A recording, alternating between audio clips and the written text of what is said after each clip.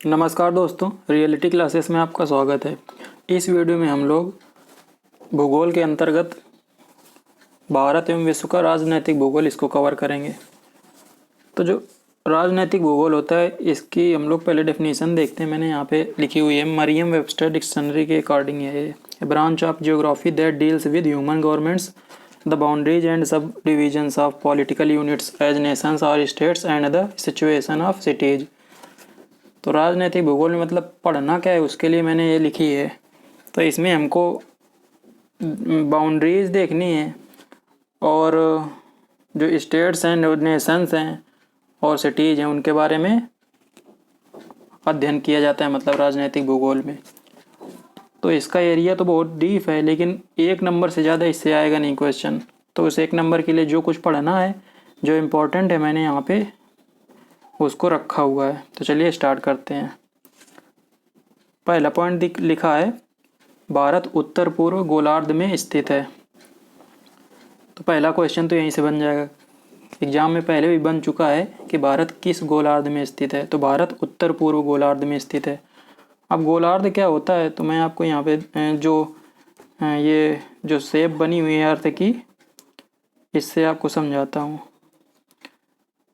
तो जो ये गोलार्ध है ना, तो ये गोला की तरह आप हम समझ सकते हैं अर्थ को। तो जिस इसके बीच से जाती है लाइन, मतलब उसको बोलते हैं 0 डिग्री लाइन या 0 डिग्री लैटिट्यूड या 0 डिग्री अक्षांश।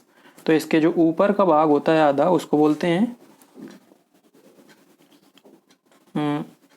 क्या बोलेंगे इसको, उत्तरी गोलार्ध। हाँ, नॉर्थ लैटिट्यूड। तो इसको उत्तरी गोलार्ध, नॉर्दर्न हेमिस्फीयर बोलते हैं इसको। तो उत्तरी गोलार्ध बोलेंगे। तो जो भारत है वो इस जगह पे, ये जो मैंने यहाँ पे बीच में बनाया, तो इस जगह पे कहीं पे स्थित है भारत। तो जो भारत है वो उत्तर पूर्व, ये हो गया। यदि डायरेक्शन के हिसाब से देखें इस हिसाब से, तो अर्थ के रेस्पेक्ट में जो भारत है वो ये ईस्ट डायरेक्शन है, ये वेस्ट है, ये नॉर्थ है और ये नीचे साउथ है। तो नॉर्थ ईस्ट में पड़ा ना, तो नॉर्थ ईस्ट मतलब उत्तर पूर्व। भारत का जो अक्षांशीय और देशांतर विस्तार है, इस पे भी क्वेश्चन पहले बन चुके हैं, तो ये आपको रटने हैं। तो जो अक्षांशीय विस्तार है वो है 8 डिग्री 4 मिनट नॉर्थ उत्तर से 37 डिग्री 6 मिनट उत्तर। अब उत्तर ही दोनों में क्यों लिखा हुआ है, मतलब नॉर्थ ही क्यों है? तो नॉर्थ इसलिए कि आप ये देखिए कि जो हमने ये यहाँ पे बनाया है ना, ये समझ लो यहाँ पे है इंडिया। तो आप देखिए नॉर्थ में ही पड़ेगा ना, ये जो बीच से लाइन क्रॉस कर रही है, ये भूमध्य रेखा, उसके नॉर्थ में ही पड़ेगा ये। मतलब भारत का पूरा जो क्षेत्र है वो नॉर्थ में ही पड़ेगा, तो इसलिए दोनों जगह नॉर्थ लिखा है। और जो भारत का देशांतरीय विस्तार है वो 68 डिग्री 7 मिनट ईस्ट, मतलब पूर्व से 97 डिग्री 25 मिनट पूर्व है। तो इसमें आप ये भी देखिए कि जो भारत यहाँ पे पड़ रहा है तो पूर्व से पूर्व की तरफ ही पड़ रहा है ना। ये जो खड़ी लाइन खींची है, ये इसको बोलते हैं 0 डिग्री लॉन्गिट्यूड या 0 डिग्री देशांतर। तो इसके जो पूर्व में पड़ेगा, तो पूर्व में हो, तो इसके पूर्व में पड़ रहा है ना भारत। तो इसलिए जो दोनों ये वैल्यू लिखी हैं वो ईस्ट ही है, मतलब पूर्व में। अब हम लोग देखते हैं भारत का क्षेत्रफल। तो भारत का क्षेत्रफल जितना ये लिखा है, सभी डिजिट्स आपको याद रखनी है। भारत का क्षेत्रफल 32,87,263 किलोमीटर स्क्वायर। लेकिन आप डिजिट वाइज याद रखिए ऐसे 32,87,263 वर्ग किलोमीटर, ऐसे याद रहेगा। और जो डिस्टेंस यहाँ पे लिखी हुई है नॉर्थ से साउथ, वो ये है कि जैसे ये भारत है इस तरह से, तो ये उत्तर है इधर, तो नॉर्थ से साउथ जो दूरी है वो 3,214 किलोमीटर है। और जो ईस्ट से वेस्ट, ईस्ट ये है, तो ईस्ट से जो वेस्ट जो ये डिस्टेंस है भारत की वो है 2933 किलोमीटर। तो ये भी दोनों याद रखनी है आपको। जो भारत का स्टैंडर्ड समय है, मतलब मानक समय, उसको इंग्लिश में बोलते हैं IST, इंडियन स्टैंडर्ड टाइम। वो जो ग्रीनविच टाइम है उससे यहाँ पे आगे इरेज हो गया है, तो 5 घंटा 30 मिनट आगे है, 5 और 30 मिनट आगे, ये आपको याद रखना है। भारत की जो माध्यान्ह रेखा है, ये है जो भारत के बीच से जाती है, जिससे हम लोग डिसाइड करते हैं कि जो पूरा देश है वहाँ पे कौन सा समय लिया जाएगा। वो 82.5 मतलब 82 डिग्री 30 मिनट ईस्ट है। और यहाँ 82.5 का मतलब इस तरह से है, क्योंकि जो 60 मिनट में 1 डिग्री होता है तो यहाँ 30 डिग्री लिखा है, तो इसके रिस्पेक्ट में है ये 82.5 डिग्री ईस्ट। ये भी आपको याद रखना है। और ये पास कहाँ पे से करती है रेखा? इलाहाबाद के पास नैनी जगह है, या मिर्ज़ापुर भी आ सकता है। तो इस तरह से एग्जाम में आ भी चुका है कि कहाँ से पास करती है, तो ये नैनी से पास करती है। और जो भारत की माध्यान्ह रेखा है वो कौन कौन से राज्यों से पास करती है, तो उनके भी नाम आपको याद रखे हैं। तो सबसे पहले उत्तर प्रदेश, फिर मध्य प्रदेश, फिर छत्तीसगढ़, फिर उड़ीसा और उसके बाद आंध्र प्रदेश। इन राज्यों से पास करती है। भारत की स्थल सीमा की लंबाई दी गई है, बॉर्डर लैंड बॉर्डर की बात है तो ये है 15,200 किलोमीटर। अब इसमें तटीय सीमा भी शामिल है, जहाँ पे समुद्र है किनारे, मतलब जिस बॉर्डर से समुद्र मिलता है वो है 7516 किलोमीटर। ये दोनों भी आपको याद रखने हैं। भारत का क्षेत्रफल विश्व के क्षेत्रफल का 2.4% है, जबकि भारत में विश्व की 17.5% आबादी निवास करती है। कि भारत का जो एरिया है वो वर्ल्ड के एरिया का 2.4% है। बहुत ही इंपॉर्टेंट फैक्ट है। जबकि आबादी यहाँ पे 17.5% निवास करती है। ये 2011 की जनगणना के अनुसार है। अब यहाँ पे काफ़ी इंपॉर्टेंट पॉइंट दिया गया है कि भारत के सबसे पूर्वी, सबसे पश्चिमी और सबसे उत्तरी तथा सबसे दक्षिणी बिंदु कौन से हैं, इस तरह से पूछ लेता है। तो इस तरह क्वेश्चन है, भारत का सबसे पूर्वी बिंदु कौन है, तो ये है किबीथू, ये अरुणाचल प्रदेश में पड़ता है। और सबसे पश्चिमी है सरक्रीक, जो पड़ता है गुजरात में। जो सबसे उत्तरी है वो इंदिरा कॉल है, वो लद्दाख में पड़ता है। जो सबसे दक्षिणी है वो कन्याकुमारी है, जो तमिलनाडु में पड़ता है। तो ये तो हो गया कि मेन लैंड का, लेकिन अंडमान निकोबार भी पड़ता है ना भारत में, तो वहाँ पे पड़ता है इंदिरा पॉइंट। तो यदि मेन लैंड नाम से ना दे तो भारत का सबसे जो दक्षिणी बिंदु है वो होगा इंदिरा पॉइंट। इस तरह से आपको याद रखना है। 3 पॉइंट यहाँ पे मैंने और लिखे हैं, ये भी आपको याद रखने हैं। कोलाबा पॉइंट, कोलाबा जगह है मुंबई में, सुना भी होगा बहुत से लोगों ने कोलाबा नाम। तो कोलाबा पॉइंट मुंबई में है।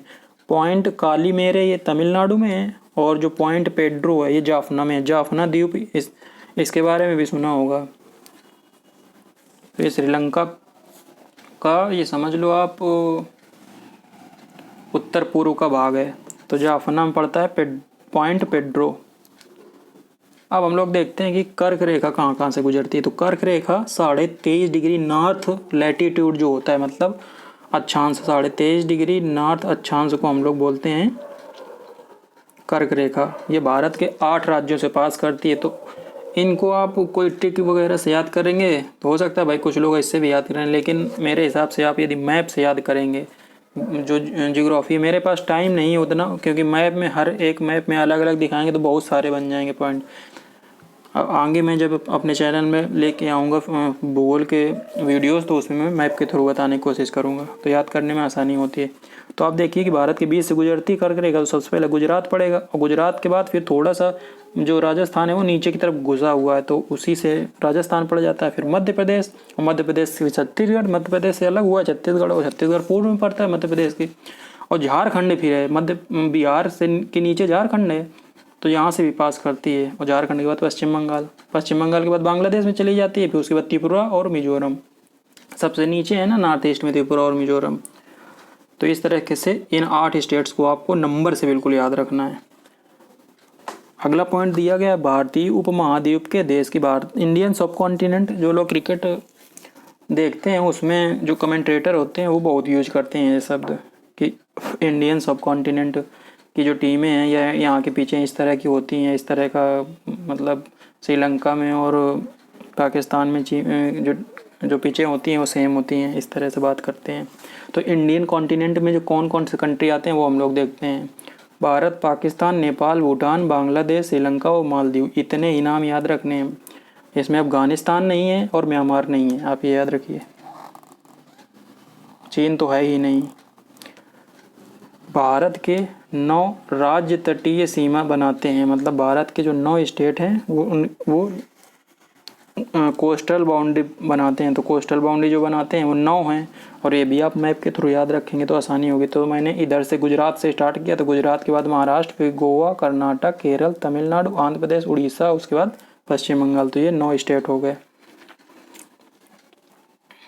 और यदि यूनियन टेरेटरी की बात की जाए तो इससे तो बनाएंगे दमन दीव, दादर एंड नागर हवेली, और दूसरा हो जाएगा पुडुचेरी। और लक्षद्वीप और अंडमान निकोबार द्वीप समूह तो वो हैं ही हैं, मतलब वो तो आइलैंड है। एक इम्पॉर्टेंट पॉइंट यहाँ पे लिखा है कि त्रिपुरा, जैसा त्रिपुरा का जो नाम है ना तीन, तो त्रिपुरा है ना 3 तरफ से बांग्लादेश के बीच में घुसा है। जब मैप देखेंगे आप तो बांग्लादेश के पूरब में ये 3 ओर से घुसा हुआ है बांग्लादेश में। तो ये त्रिपुरा पे क्वेश्चन बन जाता है कि कौन सा राज्य है जो 3 तरफ से विदेशी सीमा से घिरा हुआ है, तो ये त्रिपुरा है। ये भी बहुत इंपॉर्टेंट क्वेश्चन है और काफ़ी मतलब सर्कुलेट होता है कि राज्यों में सबसे लंबी तट रेखा किसकी है। तो लगभग 1600 किलोमीटर गुजरात की है। लंबाई नहीं याद रखनी है, पूछेगा भी नहीं। और राज्य यदि यूटी दोनों बोल दे तो फिर इसमें अंडमान और निकोबार की तट रेखा सबसे लंबी है। इंपॉर्टेंट पॉइंट है, बहुत से लोगों को पता नहीं होगा ये। अगला पॉइंट दिया गया है कि संकोच नदी है, ये असम और अरुणाचल के बीच सीमा बनाती है। संकोच रिवर जो है वो असम और अरुणाचल प्रदेश के बीच सीमा बनाती है। काराकोरम दर्रा भारत का सबसे ऊंचा दर्रा है, मतलब हाईएस्ट पास ऑफ इंडिया है काराकोरम, ये लद्दाख में पड़ता है। हम लोग यहाँ पे भारत के प्रमुख दर्रे देखेंगे। दर्रा को इंग्लिश में पास बोलते हैं और तिब्बत भाषा में ला बोलते हैं। तो जैसे जोजिला, सेपकिला, ये होता है ला है ना, तो ये ला का मतलब पास ही है। तो जो काराकोरम है वो लद्दाख में है। और जम्मू कश्मीर के 3 आपको याद रखने हैं, जोजिला, बनिहाल और बुरजिल। तो जोजिला है वो श्रीनगर को लेह से जोड़ता है। इस तरह से भी क्वेश्चन आ जाता है कि ये दर्रा किससे किसको कनेक्ट करता है। तो जो इंपॉर्टेंट है वो मैंने यहाँ पे लिख दिए हैं। बनिहाल है वो जम्मू को श्रीनगर से जोड़ता है। बुरजिल श्रीनगर से गिलगित को जोड़ता है। गिलगित है ना पीओके में पड़ता है, गिलगित और बाल्टिस्तान। हिमाचल प्रदेश में भी 3 याद रखने हैं, सिपकिला, रोहतांग और बारालाचा। तो जो सिपकिला है वो शिमला को तिब्बत से जोड़ता है। जो रोहतांग है कुल्लू को लाहौल स्पीति से जोड़ता है। जो कुल्लू है ना, कुल्लू घाटी है, कुल्लू मनाली नाम सुना होगा ना। जो लाहौल स्पीति है ये भी जो हिमाचल प्रदेश का ऊपरी हिस्सा है, काफ़ी ठंडा, मतलब ये भी एक रेगिस्तान टाइप का है, मतलब लेकिन ये ठंडा रेगिस्तान है, समझ लो इसको। यहाँ पे बारिश बहुत कम होती है। बारालाचा है ये लाहौल स्पीति को लेह से जोड़ता है। तो ये 3 हो गए हिमाचल प्रदेश के। आगे उत्तराखंड के लिपुलेख, माना, नीति, लिपुलेख, माना, नीति, ये 3 आपको याद रखने हैं। सिक्किम के नाथुला, जेलेपला। अरुणाचल प्रदेश के बोमडिला, यांगयाप और दिफू। बोमडिला, यांगयाप और दिफू, ये 3 हो गए अरुणाचल प्रदेश के। और मणिपुर का एक है तुजू। तो ये हो गए हिमालय रीजन के। अब हम लोग साउथ में देखते हैं। महाराष्ट्र में 2 आपको याद रखने, थाल घाट, भोर घाट, ये पासेस हैं। और जो थाल घाट है नासिक से मुंबई को जोड़ता है, इंपॉर्टेंट है। थाल घाट, भोर घाट, तो जो थाल घाट है तो मुंबई से नासिक को जोड़ता है, और जो भोर घाट है वो पुणे को जोड़ता है मुंबई से।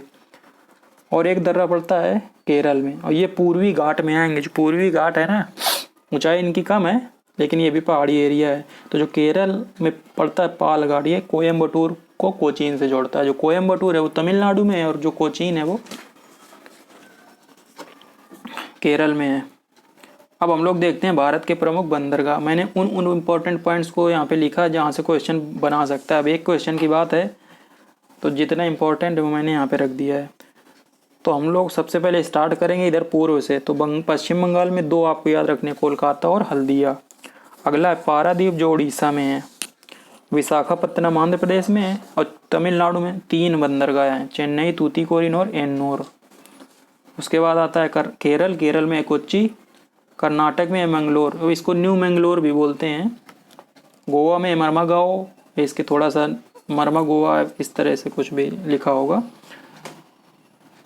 महाराष्ट्र में 2 हैं, मुंबई और नवा सेवा, और इसको JNPT Jawaharlal Nehru port trust भी बोलते हैं। गुजरात में है कांडला और इसका नया नाम है पंडित दीनदयाल उपाध्याय पोर्ट। तो ये हो गए प्रमुख बंदरगाह। आगे हम लोग देखते हैं मालाबार तट। केरल का जो तट है उसको मालाबार तट कहते हैं। और वहाँ पे बहुत सारे छोटे छोटे लगून्स हैं, मतलब वो एरिया। लगून्स आप ये समझ लीजिए कि जो समुद्र का पानी अंदर आया, एक तरफ से आने का रास्ता बाकी 3 तरफ से बंद है, तो वो लगून बना लेता है। झील चारों तरफ से बंद होती है, लेकिन लगून में एक तरफ से बाहर पानी निकलने का रास्ता होता है।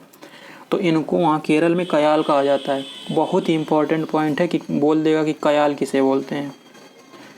अब ये 3 चैनल क्या हैं, 8 डिग्री, 9 डिग्री, 10 डिग्री, इनको भी आपको याद रखना है। तो 8 डिग्री लक्षद्वीप नहीं, मालदीव को मिनिकॉय से अलग करता है।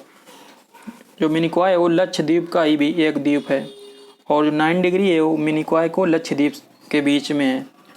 तो आपको ऐसे याद रखना है इन तीनों को, 8, 9, 10 नीचे से चलते हैं ना, ये 8, 9, 10 है ना, ये लैटिट्यूड लाइंस हैं, ये अक्षांश रेखाएं हैं। तो 8 सबसे नीचे होगा, फिर 9 होगा, फिर 10 होगा। तो आप ऐसे याद रखिए कि सबसे नीचे है मालदीव, उसके बाद लक्षद्वीप, और इधर फिर उसके बाद अंडमान। तो अंडमान में तो आपको याद रहेगा 10 डिग्री चैनल, लिटिल अंडमान और कार निकोबार के बीच में है, लिटिल अंडमान और कार निकोबार के बीच। अब 8, 9 में कन्फ्यूजन होता है कि कौन किसके बीच है। तो ऐसे आप याद रखिए कि सबसे नीचे है मालदीव, मालदीव के ऊपर है मिनिकॉय, मिनिकॉय के ऊपर है लक्षद्वीप। तो नीचे से ऊपर, तो पहले नीचे आएगा 8, फिर ऊपर आएगा 9। तो 8 किस में रहेगा, मालदीव और मिनिकॉय के बीच में, दोनों में माँ है, ऐसे भी याद रख सकते हो, मालदीव मिनिकॉय। और जो 9 डिग्री है वो पड़ेगा मिनिकॉय और लक्षद्वीप के बीच। भारत के तटों के नाम भी आ जाता है, तो हमने यहाँ पे 4 इंपॉर्टेंट तट लिखे हैं। उत्तरी सरकार है ना, ये उड़ीसा और आंध्र प्रदेश, आधा उड़ीसा है, मतलब उड़ीसा का पूरा तट, उसको उड़ीसा का तट केवल उसको उत्कल तट भी बोलते हैं। मैंने यहाँ पे लिखा नहीं, उत्कल उड़ीसा का पुराना नाम है, और अपना जो राष्ट्रगान है उसमें भी आता है, तो उससे पता चल जाएगा। तो उड़ीसा का तट है उत्कल तट। ये उत्तरी सरकार पूरा उड़ीसा और आधा आंध्र प्रदेश इसको कवर करता है, और जो कोरोमंडल तट है वो आधा आंध्र प्रदेश, उसके आगे से तमिलनाडु तक कवर करता है। जो मालाबार तट है वो केरल के तट को बोलते हैं। जो कोंकण तट है ये कर्नाटक, गोवा और महाराष्ट्र ये कवर करता है। इसके बाद अब हम लोग देखते हैं केप कोमोरिन। केप कोमोरिन कई बार आता है। तो कन्याकुमारी को ब्रिटिश काल में केप कोमोरिन के नाम से जाना जाता है। बिल्कुल नीचे जो कन्याकुमारी है ना, southern most point of main India, तो ये केप कोमोरिन उसी को बोलते थे पुराने समय में। कच्छ की खाड़ी व खंभात की खाड़ी गुजरात में है। हाँ, गुजरात का मैप आप देखिए तो इधर महाराष्ट्र से मुंबई से ऊपर जाएंगे तो कोने में घुसा हुआ है ना, ये है खंभात की खाड़ी। और उधर जो सर क्रीक है ना जिधर पूर्व साइड में, वहाँ पे जो घुसा हुआ है ऐसे जब मैप बनाते हैं तो वो है कच्छ की खाड़ी, गल्फ ऑफ कच्छ। खाड़ी को इंग्लिश में कच्छ वो गल्फ बोलते हैं। भारत और श्रीलंका के मध्य मन्नार की खाड़ी है, ये भी देखा होगा। और मन्नार की खाड़ी को बंगाल की खाड़ी से जोड़ता है ये पाक जल संधि। और यह भारत और श्रीलंका के बीच में आप मैप देखेंगे तो भारत और श्रीलंका के बीच में ये पाक स्टेट है। तो भारत श्रीलंका को अलग कर भी कर रहा है। और एक तरफ वाटर बॉडी की बात की जाए तो एक तरफ है मन्नार की खाड़ी और दूसरी तरफ है बंगाल की खाड़ी। पम्बन द्वीप, ये मन्नार की खाड़ी में एक पम्बन द्वीप पड़ता है, इसको भी आपको याद रखना है। पम्बन द्वीप पूछ सकता है। भारत का एकमात्र सक्रिय ज्वालामुखी बैरन आइलैंड है। बैरन द्वीप है ना, इस यहाँ पे सक्रिय ज्वालामुखी, उसका नाम इसी के नाम पे पड़ गया है, अंडमान निकोबार में पड़ता है। और एक सुसुप्त ज्वालामुखी है, मतलब क्या बोलते हैं उसको, नॉरकंडम। तो 2 याद रखने हैं, नॉरकंडम और बैरन द्वीप। मुंबई भारत का सबसे बड़ा और व्यस्ततम बंदरगाह है, ये भी याद रखना है पॉइंट आपको। बंदरगाह के बारे में यहाँ 4 पॉइंट दिए गए हैं जिस पे पहले क्वेश्चन बन चुके हैं। तो मुंबई भारत का सबसे बड़ा और व्यस्ततम बंदरगाह है। सबसे अच्छा व गहरा जो पोर्ट है वो है विशाखापत्तनम। अच्छा का मतलब यहाँ पे आसानी होती है डॉक करने में उनको, शिप्स को, और सबसे गहरा भी है, ये है विशाखापत्तनम। इसको शॉर्ट में वाईजैग भी बोलते हैं। कांडला पोर्ट एक ज्वारीय बंदरगाह, टाइडल पोर्ट। पहले क्वेश्चन ये बन चुका है, कौन सा बंदरगाह टाइडल पोर्ट है, तो यह कांडला पोर्ट पड़ता है गुजरात में। अगला एक लाइन लिखी है, वो ये भी इम्पोर्टेंट है कि कुद्रेमुख से, कुद्रेमुख लोहे की खान है, वो पड़ती है कर्नाटक में। तो कुद्रेमुख से जो लो एस का निर्यात ईरान को किया जाता है वो न्यू मंगलोर पोर्ट से किया जाता है। यहाँ पे मैंने 2 नेशनल वाटरवे लिखे हैं, 1 और 2, इन पे क्वेश्चन बनते हैं तो और भी, लेकिन यदि जलमार्ग से क्वेश्चन बनेगा तो इन्हीं से बनेगा। तो जो पहला है जलमार्ग संख्या 1 है राष्ट्रीय जलमार्ग नेशनल वाटरवे 1, वो इलाहाबाद से हल्दिया के बीच में है, गंगा नदी पे है। और जो हल्दिया है वो हुगली नदी में पड़ता है। जो हुगली नदी है वो सहायक नदी है गंगा की। पश्चिम बंगाल में कोलकाता है ना, इसी नदी के किनारे बसा है। और इसकी लंबाई भी पूछ सकता है, क्या क्या पूछेगा, कहाँ से कहाँ तक है, तो प्रयागराज से हल्दिया के बीच है नेशनल वाटरवे 1, और इसकी जो दूरी है वो है, लंबाई है वो है 1620 किलोमीटर। दूसरा है जो नेशनल वाटरवे 2 है वो ब्रह्मपुत्र नदी में है और सदिया से धुबरी के बीच में है, और इसकी जो लंबाई है वो 891 किलोमीटर है। हमने यहाँ वाटरफॉल के बारे में 2 फैक्ट लिखे हैं, एक विश्व का एक भारत का। वाटरफॉल मतलब जलप्रपात, हिंदी में अजीब लगता है ना जलप्रपात, इंग्लिश में कितना आसान है वाटरफॉल। तो जो विश्व का सबसे ऊंचा वाटरफॉल है वो है एंजल वाटरफॉल, जो पड़ता है वेनेजुएला में। ये साउथ अमेरिका महाद्वीप का एक देश है वेनेजुएला। वेनेजुएला में विश्व में सबसे ज़्यादा तेल के भंडार पाए जाते हैं, पेट्रोलियम ऑयल की बात कर रहा हूँ। और जो एंजल वाटरफॉल है एक कैरो नदी पे पड़ता है। और जो भारत का सबसे ऊंचा वाटरफॉल है वो कुंचिकल वाटरफॉल है। कुछ लोग अभी भी पढ़ते रहे होंगे कि जोग या गरसोप्पा जो शरावती नदी में, लेकिन अभी ये नंबर 1 पे नहीं, नंबर 1 पे इस समय कुंचिकल जो कर्नाटक में ही है लेकिन वराई नदी पे है। अब हम लोग यहाँ पे देखेंगे कुछ इंटरनेशनल रेखाओं के नाम, बाउंड्रीज को किस नाम से जाना जाता है। तो ये शुरुआत की 3 तो हम लोग हमेशा सुनते रहते हैं, लेकिन फिर भी मैं बता देता हूँ एक बार। जो डूरंड रेखा है वो भारत नहीं, पाकिस्तान और अफगानिस्तान के बीच की रेखा है जो उसको डूरंड रेखा बोलते हैं। और जो भारत और पाकिस्तान के बीच की है उसको रेड क्लिफ बोलते हैं। तो भारत पाकिस्तान और भारत बांग्लादेश दोनों आ जाएगा। मैकमोहन रेखा भारत चीन के बीच की रेखा को मैकमोहन रेखा बोलते हैं। अब देखते हैं 38 डिग्री पैरेलल लाइन और 49 डिग्री पैरेलल लाइन। तो जो 38 डिग्री समानांतर रेखा है वो उत्तर कोरिया को दक्षिण कोरिया के बीच में है, इनको अलग करती है। और जो 49 डिग्री पैरेलल है वो यूएसए व कनाडा को अलग करती है, यूएसए को कनाडा से। हिंडनबर्ग लाइन जो है वो जर्मनी को पोलैंड से अलग करती है, तथा मैगीनाट जो लाइन है वो जर्मनी को फ्रांस से अलग करती है। इतनी आप याद रखिए, 3 3 6 7, इतने में काम हो जाएगा। जो ट्रेंच होती हैं गर्त, उनके बारे में 2 क्वेश्चन आपको याद रखने हैं। जो विश्व का सबसे जो गहरा गर्त है वो मारियाना गर्त है, इसकी गहराई भी आ चुका है तो 1135 मीटर। इसको आप 11 किलोमीटर याद रखिए। और है कहाँ पे? प्रशांत महासागर में। तो ये भी पूछ लेता है किस महासागर में है, तो प्रशांत महासागर में, पैसिफिक ओशियन में, और नाम है मारियाना गर्त। और दूसरा सुंडा गर्त के बारे में पूछ लेता है कहाँ सुंडा गर्त, तो सुंडा गर्त हिंद महासागर में। या ऐसे पूछ लेगा कि हिंद महासागर में कौन सा सबसे गहरा गर्त है, तो यह है सुंडा गर्त। क्षेत्रफल की दृष्टि से भारत का विश्व में स्थान है 7वां। ये तो हम लोग पढ़ते रहे हैं, लेकिन हम ये देख लेते हैं कि क्रम क्या है। 7वें नंबर में भारत है, और जो शुरुआत की है मैंने यहाँ पे 10 लिखे हुए हैं। तो सबसे बड़ा है रूस, फिर कनाडा, फिर चीन, फिर यूएसए, फिर ब्राज़ील, फिर ऑस्ट्रेलिया। भारत के बाद अर्जेंटीना, कजाकिस्तान और अल्जीरिया। अल्जीरिया है ना, ये 10वें नंबर में है और ये अफ्रीका महाद्वीप का देश है। जो कजाकिस्तान लिखा हुआ है विश्व का सबसे बड़ा लैंड लॉक्ड कंट्री है, स्थल अवरुद्ध देश है कजाकिस्तान, विश्व का सबसे बड़ा। अब जनसंख्या की दृष्टि से देखें, अभी ऊपर तो हम लोगों ने एरिया की दृष्टि से देखा, अब हम लोग देखेंगे जनसंख्या की दृष्टि से। तो जनसंख्या की दृष्टि से चीन, भारत तो सबको पता है, 3रे पे यूएसए आता है, 4थे पे इंडोनेशिया और 5वें पे पाकिस्तान। 10 मैंने लिखे हैं, अब 5 तक देख लीजिए। भारत के बाद यूएसए, इंडोनेशिया और पाकिस्तान। अब हमने यहाँ पे जो अक्षांश रेखाएं हैं उनको दिखाया है। जो हॉरिजेंटल मतलब पड़ी हुई रेखाएं खींचते हैं, यदि ये अर्थ है और अर्थ पे जो पड़ी हुई रेखाएं बनाते हैं वो अक्षांश रेखाएं कहलाती हैं। तो 0 डिग्री जो अक्षांश रेखा होती है उसको भूमध्य रेखा या विषुवत रेखा बोलते हैं। बहुत से लोगों को नाम में कन्फ्यूजन होता है कि भूमध्य रेखा, विषुवत रेखा या इक्वेटर, तो ये एक ही हैं। भूमध्य रेखा बोल दो या विषुवत रेखा बोल दो या इक्वेटर बोल दो इंग्लिश में। तो 0 डिग्री लेटीट्यूड जो होता है उसको भूमध्य रेखा बोलते हैं। अब नॉर्थ में चलते हैं तो 23.5 डिग्री नॉर्थ है उसको कर्क रेखा बोलते हैं, इंग्लिश में बोलते हैं ट्रॉपिक ऑफ कैंसर। जो 66.5 डिग्री नॉर्थ है उसको बोलते हैं आर्कटिक वृत्त या आर्कटिक सर्कल, और जो 90 डिग्री नॉर्थ है वो नॉर्थ पोल हो गया। तो आपको 5 याद रखनी है बीच की जो मैंने ड्रा की हैं। साउथ में आएंगे तो 23.5 डिग्री साउथ, जैसे 23.5 डिग्री नॉर्थ है वैसे 23.5 डिग्री साउथ, तो उसको मकर रेखा बोलते हैं।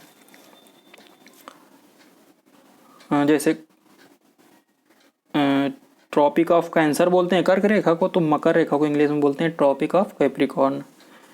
जो 66.5 डिग्री नॉर्थ है जैसे वैसे 66.5 डिग्री साउथ है। यहाँ एन लिखा है, इसको आप एस कर लीजिए, लिखने में मिस्टेक हो गई है, यहाँ एस कर लीजिए, कॉमन सेंस की बात है।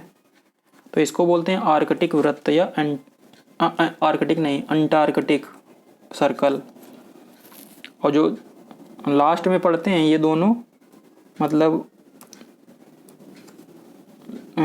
उत्तरी ध्रुव जहाँ लिखा है तो ये पॉइंट के फॉर्म में होते हैं, उत्तरी ध्रुव दक्षिणी ध्रुव, मतलब ये लाइन के नहीं पॉइंट के फॉर्म में होते हैं।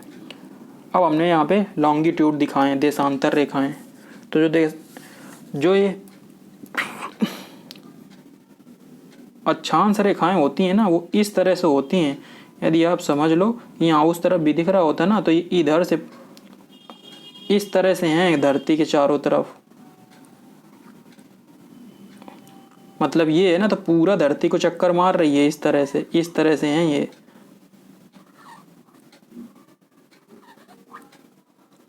तो जो अक्षांश रेखाएं हैं ना इनकी संख्या 0 के बाद इधर 90 को यदि छोड़ दे तो 0 1 से लगा के 89 ऊपर और नीचे भी 1 से लगा के 89 और 0, तो 89 + 89 + 1, तो जो अक्षांश रेखाओं की संख्या है वो है 180 में 1 कम कर दो तो 179। कभी कभी ये भी पूछ लेता है कि कितनी है अक्षांश रेखाओं की संख्या, तो 179 है। अब ये देशांतर रेखाएं जो हैं वो देशांतर रेखाएं ऐसे, ये जो एक वर्टिकल लाइन है 0 डिग्री, इसको प्राइम मेरिडियन बोलते हैं या इसी को ग्रीनविच रेखा बोलते हैं। ग्रीनविच लंदन में एक जगह है, ग्रीनविच ऑब्जर्वेटरी। तो जो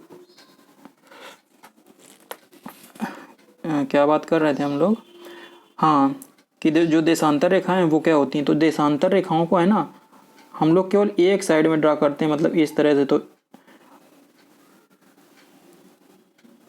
पूरे तरफ जितनी परिधि है मतलब वो क्या बोलेंगे पूरा सरफेस है ना, तो ऐसे ही घूमती चली जाएंगी एक तरफ से पूरा। तो यहाँ से स्टार्ट करेंगे और पूरे में ऐसे जाएंगे, तो यहाँ 90 डिग्री, फिर दूसरी तरफ 180, फिर 270, उसके बाद 360 डिग्री, तो ऐसे घूम जाते हैं। और लास्ट में ये नॉर्थ पोल दिया है ऊपर और नीचे दिया गया है साउथ पोल। अब नीचे यहाँ पे नोट मैंने लिखा है, तीनों पॉइंट बहुत ही इंपॉर्टेंट है। जो पृथ्वी का आकार है वो जियोइड शेप है, कुछ भी बोल देते हैं लोग अंडाकार, ऐसा कुछ नहीं है, गोलाकार ऐसा नहीं है, जियोइड पृथ्वी का एक अलग ही तरह का शेप है, तो इसको जियोइड बोलते हैं। यदि एग्जाम में आएगा शेप तो इसमें ऑप्शन जियोइड दिया होगा। और दो अक्षांश रेखाओं के बीच की दूरी 111 किलोमीटर है। तो यहाँ पे मैंने जैसे 0 डिग्री लिखा है तो इसके बाद जो आएगा 1 डिग्री, 1 डिग्री आएगा ना यहाँ पे 1 डिग्री, फिर 2 डिग्री, तो इनके बीच की जो दूरी आएगी इसकी बात हो रही है, ये होगी 111 किलोमीटर। इजी है 111, तो ये है 111 किलोमीटर। ऐसे ही साउथ में ये जो बीच की दूरी होगी ये 111 किलोमीटर होगी। जो अक्षांश रेखाएं होती हैं उनके बीच की दूरी तो समान रहती है, लेकिन देशांतर रेखाओं के बीच की दूरी समान नहीं रहती है, तो इसलिए यहाँ पे वो नहीं लिखा है।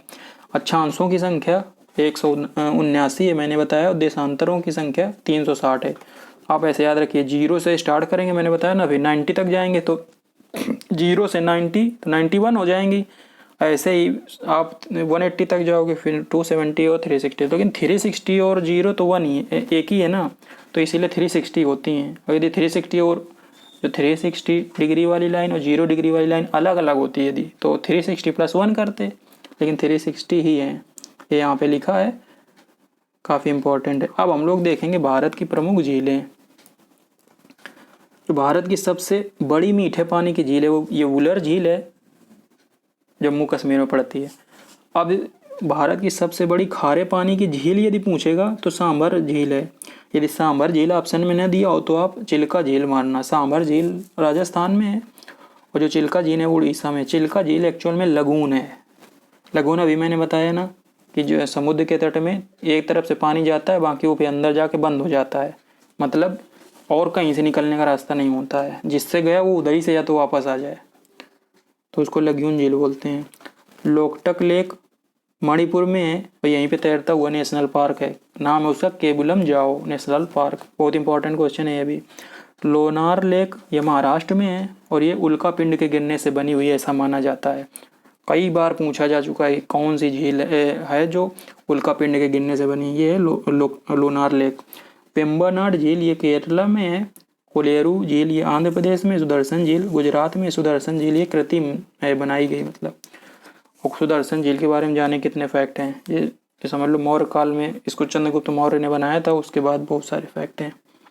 पेरियार झील केरल में है। सस्थमकुट्टा झील केरल में है और ये केरल की सबसे बड़ी झील है। केरल में बहुत सारी झीलें हैं, इसीलिए क्वेश्चन बना था कि जो लगून्स हैं ना उनको केरल में क्या कहा जाता है। पुलिकट झील ये भी लगून है, ये तमिलनाडु में।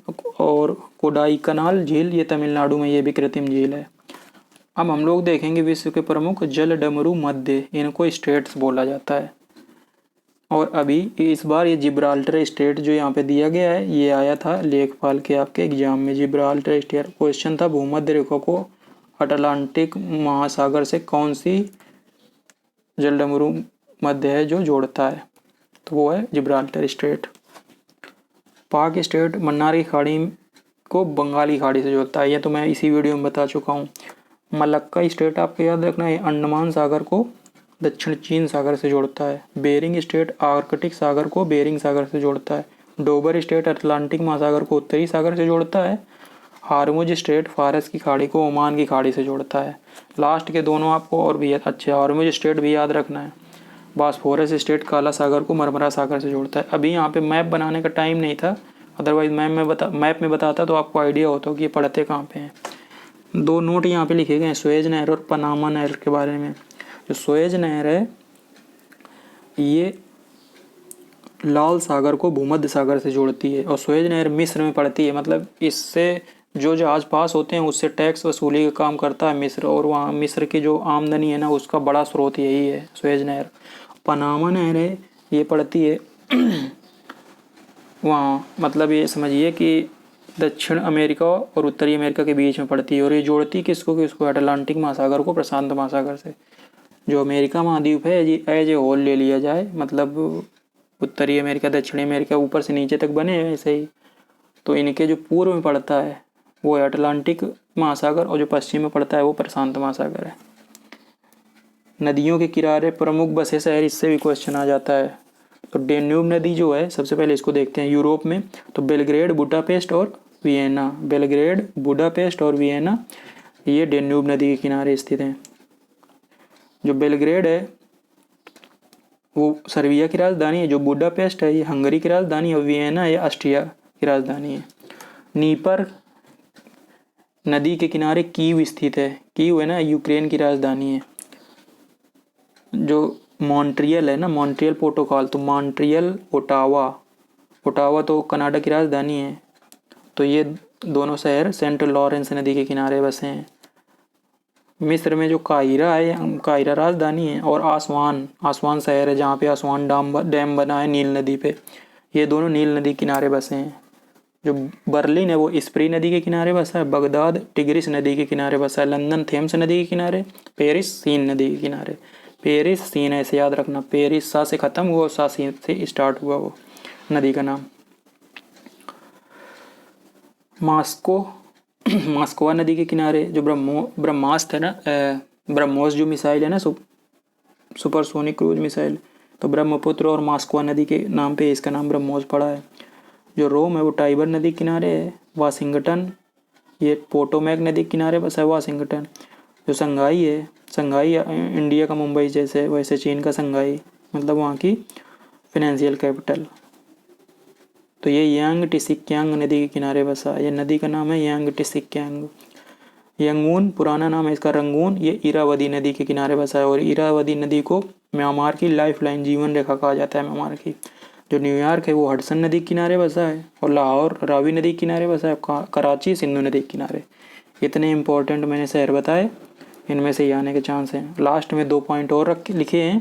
इंग्लिश चैनल का नाम हम लोग बचपन से सुनते हैं कि इंग्लिश चैनल को पार करने वाली पहली भारतीय कौन थी, इस तरह। तो जो इंग्लिश चैनल है ये एक वाटरवे है, आप समझ लीजिए, जल रास्ते बीच में पानी है, ये अलग करता है किसको, इंग्लैंड और फ्रांस के बीच में है ये इंग्लिश चैनल। विश्व का प्रथम राष्ट्रीय उद्यान मतलब वर्ल्ड्स फर्स्ट नेशनल पार्क, ये येलोस्टोन नेशनल पार्क को बोलते हैं। ये है कहाँ, यूएसए में। तो आपका ये वीडियो हो रहा है यहाँ पे कंप्लीट। मैंने काफ़ी डिटेल में बता दिया है, इससे ज़्यादा पढ़ने की आपको ज़रूरत है नहीं। आपको कहीं पे डाउट होता है तो कमेंट करके पूछ सकते हैं। धन्यवाद।